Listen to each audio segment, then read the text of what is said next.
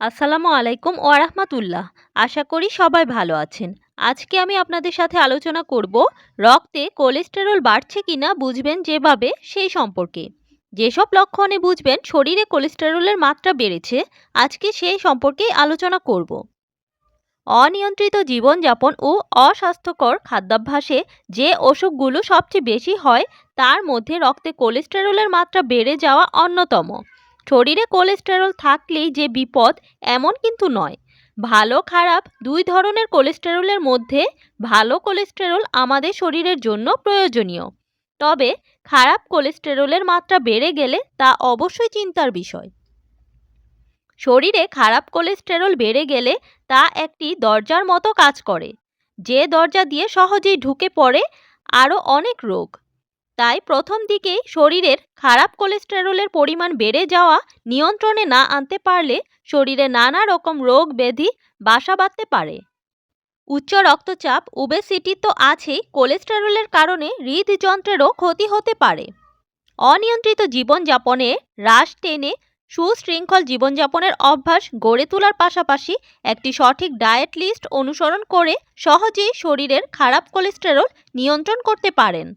তবে তার আগে জানতে হবে শরীরে কোলেস্টেরলের মাত্রা বেড়ে যাওয়ার লক্ষণগুলো কী। কোলেস্টেরল বেশি মাত্রায় থাকলে চোখের নিচে হলুদ ভাব দেখা যায়। চোখের কর্নিয়ার পাশে ধূসর দাগ দেখা দিলে তা কোলেস্টেরলের লক্ষণ। রক্তে কোলেস্টেরলের মাত্রা বেড়ে গেলেও অনিয়মিত হৃদস্পন্দন হতে পারে, যার থেকে স্ট্রোক হওয়ার ঝুঁকি থাকে। রক্তে কোলেস্টেরলের মাত্রা বেড়ে গেলে হৃদরোগ, উচ্চ রক্তচাপ, স্ট্রোক, ধমনী সংক্রান্ত নানা ধরনের রোগের ঝুঁকির মাত্রা অনেক বেড়ে যায়। তাই কোলেস্টেরল নিয়ন্ত্রণে রাখা ভীষণ জরুরি। রক্ত পরীক্ষার মাধ্যমেই জানা যায় কোলেস্টেরল বেড়েছে নাকি ঠিক আছে। এছাড়াও যাদের উচ্চ কোলেস্টেরল রয়েছে তাদের মধ্যে বেশ কিছু উপসর্গ রয়েছে, যা দেখলেও বোঝা যায় কোলেস্টেরলের মাত্রা বেড়েছে নাকি ঠিক আছে। শুধুমাত্র জন্ডিস হলেই চোখের নিচে হলুদ ভাব হয় তা কিন্তু নয়। কোলেস্টেরল বেশি মাত্রায় থাকলেও চোখে হলুদ ভাব দেখা যায়। এতে দেখতে কোনো সমস্যা হয় না, কিন্তু একটানা বেশি দিন এরকম থাকলে অবশ্যই ডাক্তারের পরামর্শ নেওয়া উচিত। চোখের কর্নিয়ার পাশে ধূসর দাগ দেখা দিলে তা কোলেস্টেরলের লক্ষণ। রক্তে কোলেস্টেরলের মাত্রা বেড়ে গেলে অনেক সময় রক্তনালী আটকে যায়, তখন মস্তিষ্কে রক্ত চলাচলে বাধা পড়ে। এতে ঘাড় ও মাথার পেছনে ভীষণ ব্যথা হয়। শুধু মাথাতেই নয়, ঘাড়েও অস্বস্তিকর ব্যথা হয়। হৃদস্পন্দন বেড়ে যাওয়া শুধুমাত্র ব্যায়াম, শারীরিক পরিশ্রম অথবা টেনশনের কারণেই হয় না। কখনো কখনো রক্তে কোলেস্টেরলের মাত্রা বেড়ে গেলেও অনিয়মিত হৃদস্পন্দন হতে পারে, যার থেকে স্ট্রোক হওয়ার ঝুঁকি থাকে।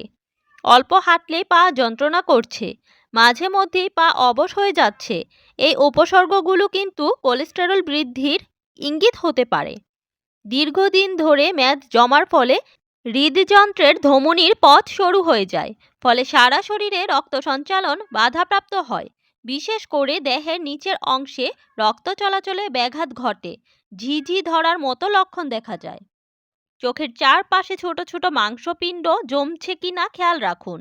সাদা বা হলুদ রঙের ছোট ছোট দানা চোখের চারপাশে ভরে উঠলেই বুঝবেন রক্তে কোলেস্টেরলের মাত্রা বেড়েছে। কোলেস্টেরল বাড়লে তার প্রভাব পড়ে নখেও। নখের উজ্জ্বলতাও হারিয়ে যায়, নখ হলুদ হয়ে যায়। অনেকের ক্ষেত্রেই নখের নিচের দিকে কালো ও বাদামি রঙের রেখাও চোখে পড়ে। জিভ দেখেও বোঝা যায় শরীরে কোলেস্টেরল বাসা বেঁধেছে কিনা। দানার মতো আস্তরণ যখন জিভে ছড়িয়ে পড়ে এবং রং পরিবর্তন করে, তখন সেই লক্ষণ উপেক্ষা না করে চিকিৎসকের পরামর্শ নেওয়া উচিত। এক্ষেত্রে জিভের উপর বিবর্ণ ছোট ছোট দানা বের হয়। শরীরে মেদ জমাও কিন্তু উচ্চ কোলেস্টেরলের সমস্যার লক্ষণ হতে পারে। বিশেষ করে তলপেটে মেদ জমতে শুরু করলেও সচেতন হতে হবে। আজকের ভিডিওটি এই পর্যন্তই। ভিডিওটি ভালো লাগলে লাইক, কমেন্টস অ্যান্ড শেয়ার করে পাশে থাকবেন। ভালো থাকবেন সবাই। আসসালামু আলাইকুম ওয়া রাহমাতুল্লাহ।